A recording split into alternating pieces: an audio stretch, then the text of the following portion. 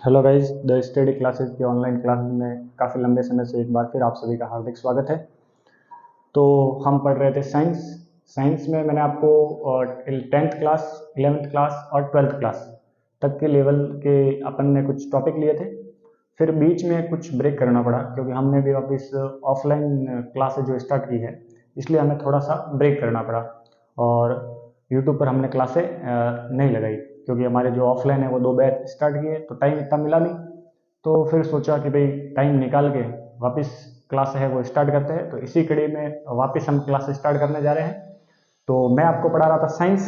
Science में मैं आपको 10th 11th और 12th लेवल तक के कुछ टॉपिक पढ़ाए थे। फिर बच्चे डिमांड कर रहे थे, सर छोटे क्लासों के लिए भी कुछ टॉपिक है, समझ में नहीं आ रहे हैं, या जो साइंस है वो समझ में नहीं आ रही है तो आप पढ़ाओ। तो मैंने कहा ठीक है, एक बार देखते हैं और बनाते हैं। तो आज हम एक और नई क्लास स्टार्ट करने जा रहे हैं, 9th क्लास।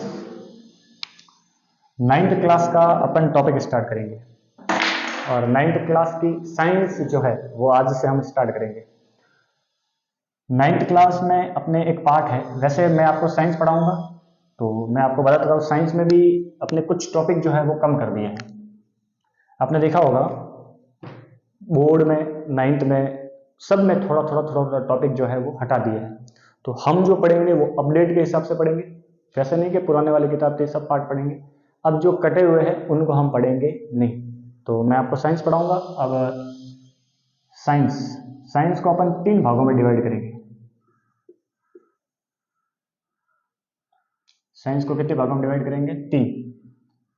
एक तो हम पढ़ेंगे केमिस्ट्री, एक हम पढ़ेंगे बायोलॉजी, एक हम पढ़ेंगे फिजिक्स, रसायन विज्ञान,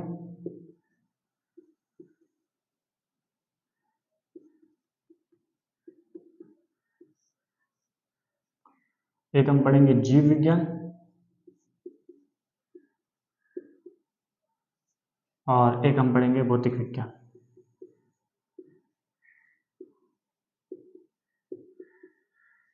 हम जो है वो साइंस को 3 भागों में डिवाइड करेंगे। सबसे पहले साइंस में हम देखेंगे रसायन विज्ञान, जीव विज्ञान और भौतिक विज्ञान। ठीक है, इन तीनों को हम डिवाइड करके पढ़ेंगे, तब क्या रहेगा, एक कॉम्बिनेशन बनेगा और पढ़ने में आसानी रहेगी। और जो चीज़ें हैं वो याद होने की बजाय ऑटोमेटिकली दिमाग में याद होती जाएगी, आपके दिमाग में उतरती जाएगी। ठीक है, ऐसा नहीं कि पार्ट के हिसाब से पढ़ेंगे, अपन टॉपिक के हिसाब से देखेंगे। पहले हम केमिस्ट्री को क्लियर करेंगे, फिर जीव विज्ञान को, फिर भौतिक विज्ञान को। तो आज जो हम है वो 9th क्लास के देखेंगे केमिस्ट्री, रसायन विज्ञान। क्या देखेंगे अपन? रसायन विज्ञान देखेंगे, जिसमें पहले पार्ट का ही आपके नाम है पदार्थ की अवस्था।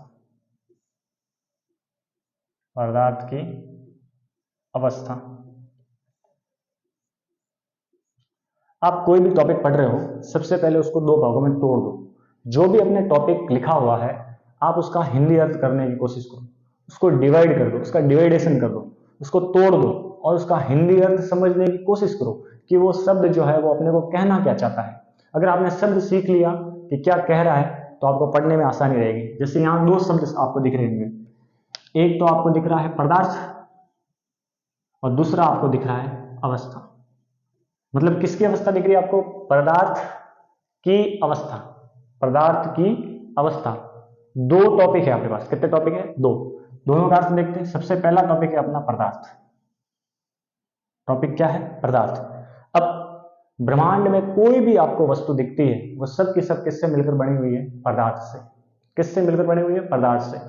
अब होता क्या है कि आपने कोई भी वस्तु देखी होगी, जैसे फॉर एग्जाम्पल मेरे पास ये डस्टर है, आपको ये डस्टर दिख रहा होगा। अब ये डस्टर है तो ये एक पदार्थ है, ये एक प्रकार का क्या है? पदार्थ। अब इस पदार्थ की 2 गुण है। एक तो ये कि ये जो पदार्थ आपको दिख रहा है इसका एक निश्चित द्रव्यमान है, निश्चित भार है। ठीक है, अब निश्चित भार कह दो, द्रव्यमान कह दो, आयतन कह दो। अब इसका एक निश्चित भार है, भले ये 100 ग्राम है, 50 ग्राम है, 1 किलो है, 2 किलो का है, इसका एक निश्चित भार है। और जब मैं इसको वस्तु को रखूंगा, जैसे मैंने इस वस्तु को रख दिया, अब जैसी इस वस्तु की आकृति है उतना ही वो स्थान घेरती है, या जितनी ये वस्तु बड़ी है उतना ही वो वस्तु क्या घेरती है? स्थान। जैसे फॉर एग्जांपल ये आपको डस्टर दिख रहा है, अब ये डस्टर, मान लो ये डस्टर है, ये इतना स्थान घेरता है। ठीक है, इस डस्टर ने कितना कितना स्थान घेर लिया? ये मतलब एक निश्चित स्थान घेरती है। और इस का एक निश्चित द्रव्यमान होता है उसे ही अपन क्या कहते हैं, पदार्थ। क्या कहते हैं अपन, पदार्थ। तो पदार्थ की क्या परिभाषा हो जाएगी, पदार्थ हम उससे बोलेंगे कि ब्रह्मांड में कोई भी वस्तु जिसका एक निश्चित द्रव्यमान होता है तथा एक निश्चित क्या होता है, उसका एक स्थान घेरती है, वो कह दो, या फिर उसका निश्चित भार होता है, आयतन होता है, कुछ भी कह दो, तो बातें याद रखनी। तो पदार्थ की क्या परिभाषा हो जाएगी, वह वस्तु जिसका द्रव्यमान निश्चित होता है, द्रव्यमान क्या होता है, निश्चित। फिर स्थान भी कैसा घेरती है, निश्चित स्थान घेरती है,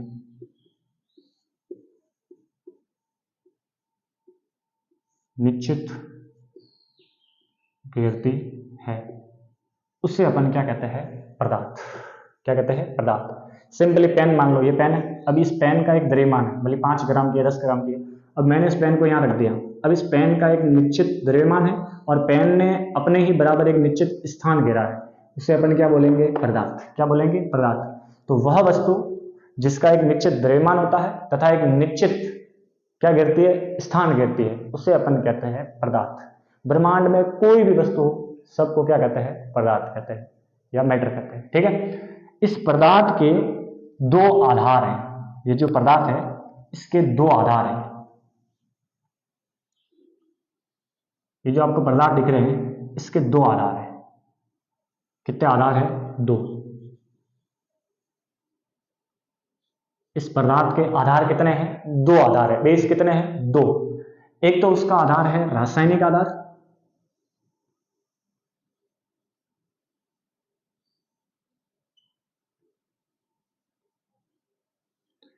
एक इसका जो आधार है वो है भौतिक आधार।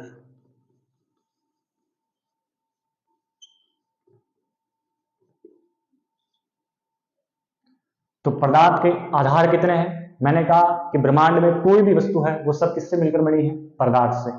अब कुछ वस्तु ऐसे हैं जो भौतिक आधार पर है और कुछ वस्तु ऐसी है जो रासायनिक आधार पर है, इसीलिए पदार्थ को दो भागों में डिवाइड किया गया है। एक तो उस कौन सा आधार है, उसका भौतिक आधार, और एक कौन सा आधार है, रासायनिक आधार। कुछ वस्तुएं भौतिक आधार के अंतर्गत आएगी और कुछ वस्तुएं है जो रासायनिक अंतर्गत आएगी। तो पदार्थ को आधार के आधार पर कितने भागों में बांटा गया है, दो, भौतिक आधार और रासायनिक आधार। भौतिक आधार, भौतिक आधार हम उसे कहेंगे जो बाहर दिखता है, अपने को दिखता है। जैसे मेरे चोट लग गई, किसी ने पत्थर मार दिया, अब पत्थर मारा है तो बाहर लगी है, मतलब वो दिख रही है, तो वो तो कौन सा आधार है, भौतिक आधार। अब जैसे किसी ने मेरे को जहर दे दिया, अब जहर का मुझे इंजेक्शन लगा दिया, अब जहर जो है वो कहाँ गया है, अंदर। क्या दिखता है क्या बाहर, नहीं, तो अंदर गया है, दिखता नहीं है, तो वो कौन सा है, रासायनिक आधार। मतलब जो वस्तु आपको दिख रही है, आपके शरीर पे मान लो कहीं दिख रहा है, कहीं लग रही है, लग गया है, किसी ने थप्पड़ मारे तो ये रेड रेड हो जाता है गाल, दिख रहा है, मतलब कौन सा आधार है, भौतिक। कौन सा आधार है, भौतिक। अब जैसे खाना खा रहे हैं आप, अब खाना अंदर है, तो सब शरीर के सभी अंदर की घटनाएं हैं वो कैसी होती है, रासायनिक। कैसी होती है, रासायनिक। पदार्थ के आधार कितने हैं, दो, भौतिक आधार और रासायनिक आधार। तो भौतिक आधार पर जो है वो पदार्थ की अवस्थाएं होती है, 5 अवस्थाएं होती है। कितनी अवस्थाएं होती हैं, 5। किसके आधार पर, पदार्थ की अवस्थाएं 5 होती है, भौतिक आधार पर। फिजिकल बेस के आधार पर आप देखें तो जो पदार्थ है उसकी 5 अवस्थाएं होती है। एक तो होती है ठोस, एक होती है द्रव, एक होती है गैस। हालांकि आपके किताब के अंदर जो है वो 3 ही दे रखे हैं, ठोस, द्रव और गैस दे रखे हैं, लेकिन 2 और है। एक है अपनी प्लाज्मा, एक है अपनी बोस आइंस्टीन। बोस आइंस्टीन, हालांकि बोस आइंस्टीन के अभी खोज जारी है, अभी कोई ऑथेंटिक आंकड़े नहीं आए हैं, ठीक है, लेकिन आपके अंदर जो है वो 3 ही दे रखे हैं, ठोस, द्रव और गैस। तो भौतिक आधार पर पदार्थ जो है उसकी कितनी अवस्थाएं होती है, 5 अवस्थाएं होती है। कौन कौन सी होती है, ठोस, ठोस को इंग्लिश में कहते हैं सॉलिड, द्रव लिक्विड, गैस गैस, प्लाज्मा और बोस आइंस्टीन। तो कितनी अवस्थाएं होती है भौतिक आधार पर, फिजिकल बेस के आधार पर मैटर जो पदार्थ है उसकी कितनी अवस्था होती है, 5 होती है। कितनी होती है, 5। लेकिन आपकी किताब के अंदर है 3 ही दे रखी है, इसलिए हम भी कितने पढ़ेंगे, 3।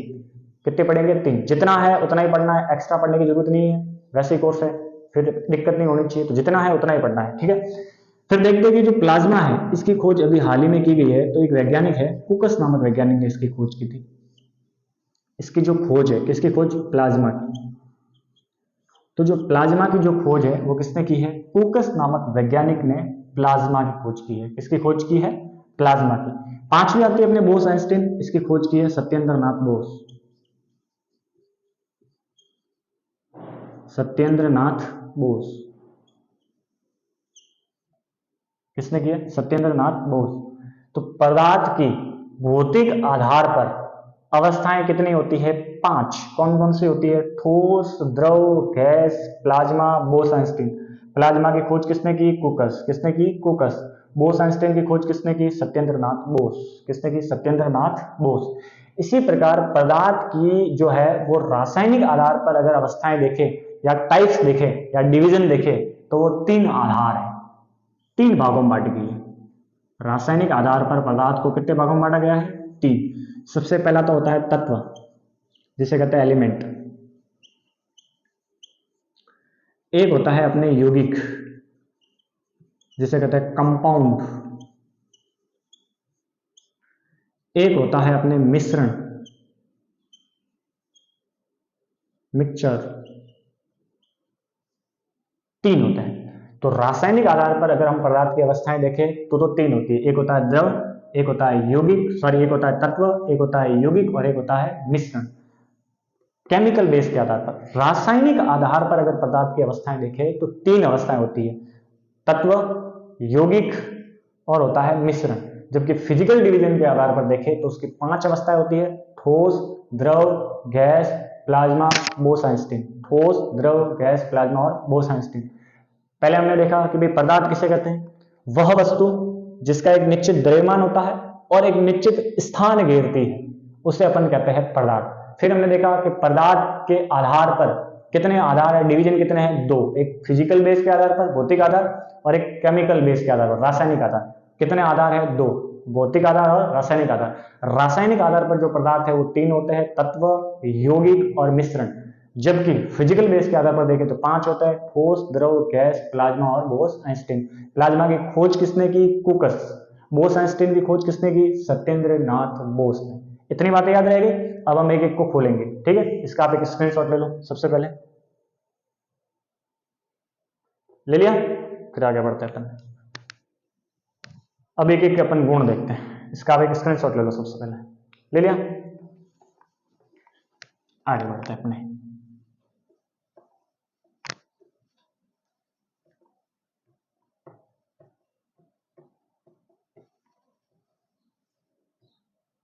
फिर देखते हैं अपन भौतिक आधार,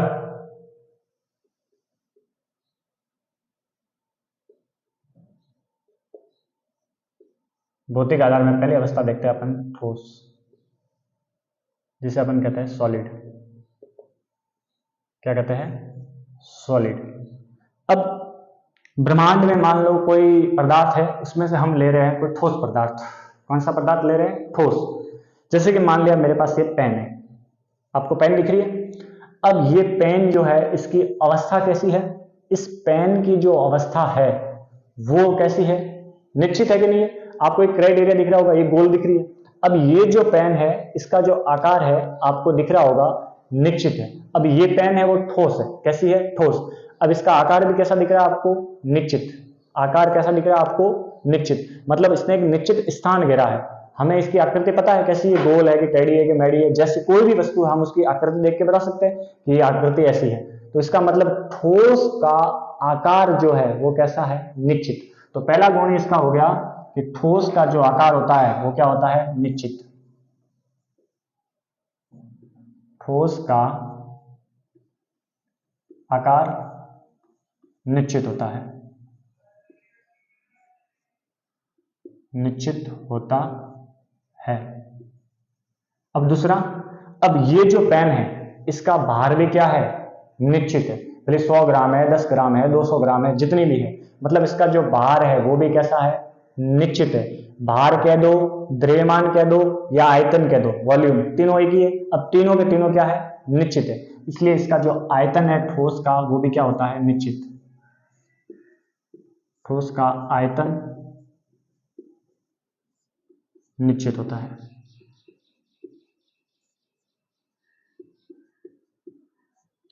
निश्चित होता है।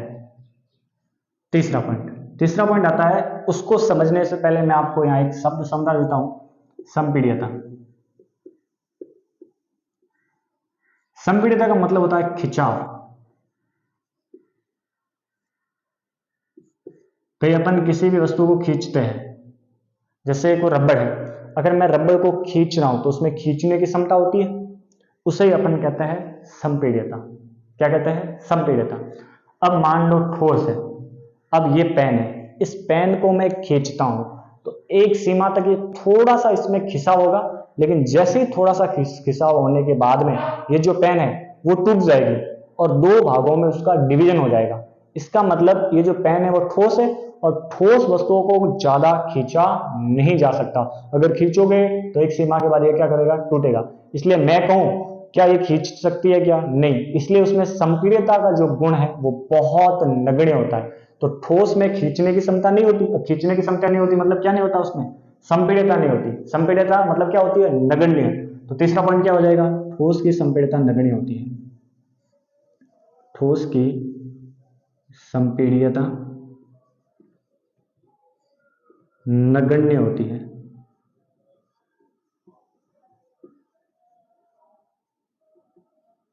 नगण्य होती है। इसकी, किसकी? ठोस की। तो ठोस की संपीड्यता जो है वो क्या होती है? नगण्य होती है। क्या होती है? नगण्य। 3 पॉइंट हो गए। ठोस का आकार, मैंने पेन बताया, उसका आकार क्या है? निश्चित। दूसरा, उसने एक निश्चित स्थान घेर रखा है इसलिए उसका आयतन भी क्या है? निश्चित। तीसरा, उसमें खींचने की क्षमता नहीं होती इसलिए उसकी संपीड्यता का जो मान है वो भी क्या होता है? नगण्य। क्या होता है? नगण्य। तीसरा हम देख लिया, चौथा देखते हैं। उसका जो घनत्व है, डेंसिटी है, मतलब प्रति एकांक आयतन। अब आयतन निश्चित है तो उसका घनत्व क्या होगा? अधिक। भाई कोई वस्तु है जैसे ठोस है, उसका आयतन क्या है? निश्चित। तो प्रति एकांक आयतन जो है उसका जो द्रव्यमान है वही क्या कहलाता है? घनत्व।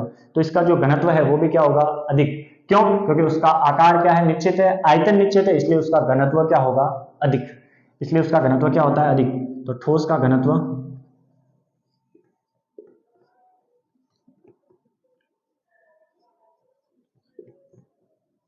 अधिक होता है।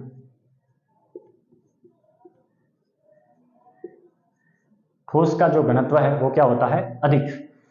क्या होता है? अधिक। अब देखो, 4 बातें होगी अपने। ठोस का आकार क्या होता है? निश्चित। ठोस का आयतन भी क्या होता है? निश्चित। ठोस में या ठोस की संपीड्यता क्या होती है? नगण्य। ठोस का घनत्व भी क्या होता है? अधिक। क्या होता है? अधिक। अब आप देखो, ये ठोस है, अब इसको खींचना, थोड़ा खींचा जाता है, ज्यादा खींचोगे तो ये टूट जाएगा। ठीक है। अब आपने देखा होगा बचपन में अपन एग्जाम देने जाते थे तो एक वो देखा होगा कि पार्टियां लेते थे। अब उसको हल्का सा कहीं से मान लो टूट गया है तो वहां से आपने देखो चारे निकलते थे, चारे के कण कण कण कण बाहर निकलते थे, आपने देखा ही होगा प्रैक्टिकल के तौर पर। अब इसका मतलब ये हुआ कि पदार्थ जो है या जो मोड़ जो है वो छोटे छोटे कणों से मिलकर बना है। किससे मिलकर बना हुआ है? कण। अब छोटे छोटे कण जैसे जैसे पास आते जाएंगे आते जाएंगे आते जाएंगे तो क्या बन जाएगी? एक वस्तु बन जाएगी। क्या बन जाएगी? एक वस्तु। इसका मतलब ठोस में जो कण है वो क्या होते हैं? पास पास होते हैं। क्या होते हैं? पास पास। तो ठोस में जो कण होते हैं वो पास पास हो जाते हैं, इसीलिए उनमें खिंचाव नहीं होता है। तो चौथा से आगे वाला पॉइंट हो जाएगा कि ठोस में कण पास पास होते हैं। पास पास होते हैं। जैसे मान लो कि भाई ये छोटे छोटे कण है, उनको मिला दो आप, ये छोटे छोटे कण है, अब मिला दिया तो एक क्या बन गई? एक पदार्थ बन गया या ठोस बन गया एक। अब इसमें जो कण है वो क्या है? बहुत पास पास होते हैं। तो ठोस में जो कण है वो क्या होते हैं? बहुत पास पास होते हैं। अब पास पास होते हैं, अब इन कणों के बीच में एक बल लगता है, उस बल का नाम है अंतरा आणविक बल। अंतरा आणविक बल। अब ठोस के कण पास पास क्यों होते हैं? या आपको पूछे कि भाई ठोस है वो आसानी से टूटता क्यों नहीं, तो 2 बातें हो गई। अब टूटता क्यों नहीं? एक तो इसके जो कण है वो आपस में क्या है? पास पास। दूसरी बात ये होगी कि कण पास पास है लेकिन इनके कणों के बीच में एक बल बना हुआ है, और ये ऐसे, अब है पास पास है, अब पास पास है तो एक बल के द्वारा इसके जो कण है वो आपस में जुड़े हुए होते हैं, इसलिए ठोस को अगर तोड़ना है तो बहुत ज्यादा जोर लगाना पड़ता है, क्योंकि उनके बीच में एक बल लगता है जो दोनों कणों को आपस में बांधे रखता है, और उस बल का ही जो नाम है वो है अंतराण्विक बल। इसीलिए कहते हैं कि ठोस में अंतराण्विक बल होता है, ठोस में अंतराण्विक बल अधिक होता है, कणों के बीच में जो बल है वो क्या होता है, अधिक होता है। तो कितनी बातें होगी, पहला पॉइंट क्या हो गया, ठोस पढ़ रहे, भौतिक आधार पर ठोस पढ़ रहे, अब ठोस का आकार निश्चित होता है, दूसरा हो गया ठोस का आयतन निश्चित होता है, तीसरा हो गया ठोस की संपीड़ितता नगण्य होती है, उसमें खिंचाव की ज्यादा क्षमता नहीं होती, तीसरा ठोस का घनत्व अधिक होता है, ठोस में कण पास पास होते हैं, बहुत ही पास पास होते हैं, इसीलिए उनके बीच में एक बल लगता है, उस बल का नाम है अंतराण्विक बल, इसलिए ठोस को तोड़ना आसान नहीं होता। अगला पॉइंट, मान लो कि भई ये बर्तन, आगे देखते हैं अपन, ये बर्तन है, इस बर्तन में मैंने मान लो कि भाई 1 केजी का बाट रख दिया। अब 1 केजी का बाट रखा मतलब ये क्या है, ठोस है, ये क्या है, ठोस है। कितने केजी का बाट रखा, 1। अब आप मुझे बताओ इस बर्तन में मैंने 1 किलो का बाट रखा है तो स्थान भी कितना घेरेगी, जितना 1 किलो के बाट का स्थान है उतना का उतना उस बर्तन में स्थान घेरेगी, उससे ज्यादा नहीं और उससे कम नहीं, ठीक है। अब मैंने द्रव लिया, पानी लिया, और मान लो 1 लीटर पानी लिया, अब यहां से यहां तक 1 लीटर है, मान लो ये 1 लीटर है। अब मैंने क्या किया, उस पानी को इस बर्तन में डाल दिया, ये जो है ये बर्तन है अपने पास, अब पानी को मैंने कहा डाल दिया बर्तन में, 1 लीटर का पानी को डाला, अब वो कितना स्थान घेरेगी, 1 लीटर स्थान ही घेरेगी ना, अब जितना पानी है उतना ही स्थान घेरेगी। अब ठोस से ज्यादा घेर रही है या कम, ये जो भरा हुआ है उसके अंदर वो द्रव है, देखो जितना बाट उतना स्थान घेरती है कौन, ठोस, जितना द्रव उतना स्थान घेरती है कौन, द्रव। अब इस ठोस की तुलना में इस द्रव ने स्थान ज्यादा घेरा है या कम, अब आप देखो ध्यान से इसको देख लो, ज्यादा स्थान किसने घेरा है, ठोस ने या द्रव ने, इन दोनों में, तो किसने घेरा है, द्रव ने। जबकि मान लो कि भाई 1 किलो मेरे पास गैस है, अब मैं गैस भरूंगा तो गैस सब में फैल जाएगी, पूरे में गैस फैल जाएगी। अब आप मुझे बताओ सबसे ज्यादा स्थान किसने घेरा है, भाई यहाँ 1 किलो का बाट है तो 1 किलो का स्थान ही घेरेगा, पानी 1 लीटर है तो 1 लीटर ही होगा। अब गैस 1 किलो है तो वो पूरे, आपने देखा होगा टंकी में 1 किलो गैस होती है, अपने घर पे टंकी होती है उसमें 1 किलो गैस होती है, तो वो पूरे में होती है, पूरे में घूमती है, इसका मतलब वो स्थान क्या घेरती है, ज्यादा। अब गैस 1 किलो है लेकिन वो बाटला कितने का है, 14 या 16 किलो का, अब 14 या 16 किलो में पूरी गैस वो घूमती है, इसका मतलब सबसे ज्यादा कोई स्थान घेरता है ये गैस है। इन तीनों में से अगर आपको पूछ ले कि भाई सबसे ज्यादा स्थान कौन घेरता है, ठोस घेरता है कि द्रव घेरता है कि गैस, तो कौन घेरता है, ठोस, फिर द्रव, फिर गैस, सबसे ज्यादा कौन, गैस, सबसे कम कौन, ठोस, सबसे ज्यादा कौन, गैस, सबसे कम कौन, ठोस। आपको सवाल ऐसे ही पूछ सकता है। अब एग्जामिनर सवाल और ऊपर बड़ा चढ़ा के देता है, आपको पूछेगा कि स्थान घेरने के आधार पर पदार्थ की अवस्थाओं को अवरोही क्रम में व्यवस्थित कीजिए, या फिर पूछेगा कि स्थान घेरने के आधार पर पदार्थों को आरोही क्रम में व्यवस्थित कीजिए, या फिर पूछेगा कि स्थान घेरने के आधार पर पदार्थ को बढ़ते हुए क्रम में, या फिर पूछेगा घटते हुए क्रम में व्यवस्थित कीजिए। अब आपको एग्जामिनर के अकॉर्डिंग अपने माइंड को सेट करना है कि आपको वो अगले वाला जो एग्जामिनर है वो आपको पूछना क्या चाहता है। एग्जामिनर जो है वो आपको गलत करवाना चाहता है, लेकिन नहीं, आप लोग एग्जामिनर से 2 कदम आगे रहो, और जो एग्जामिनर सोच रहा है उससे अपने को 2 कदम आगे चलना है, तब जाके आप कामयाब होंगे, ये ध्यान रखना। वरना क्या करता है एग्जामिनर, आपको फंसाता है। अब पाठ सिंपल दिखता है, अब आपको ये सब याद हो जाएंगे कि ठोस का आकार क्या होता है, निश्चित, आयतन क्या होता है, निश्चित, संपीड़ितता क्या होती है, नगण्य, घनत्व क्या होता है, अधिक, कण क्या होता है, पास पास, ठोस में अंतराण्विक बल क्या होता है, अधिक। लेकिन एग्जामिनर अब पूछेगा ये नहीं, अब पूछेगा कि भाई उसके बढ़ते हुए क्रम में, उसके घटते हुए क्रम में, आरोही क्रम में या अवरोही क्रम में व्यवस्थित कीजिए, ठीक है। कितनी बातें हो गई अपने ठोस के बारे में, 1 पॉइंट, 2, 3, 4, 5 और 6। अब एक और पॉइंट लिख लेना आप, मैं यहाँ नीचे आपको दिखेगा नहीं इसलिए ऊपर लिख लेता हूं। सबसे ज्यादा स्थान कौन करती है, गैस, कम कौन करती है, ठोस, तो इसमें एक और आ जाएगा, सबसे कम स्थान करती है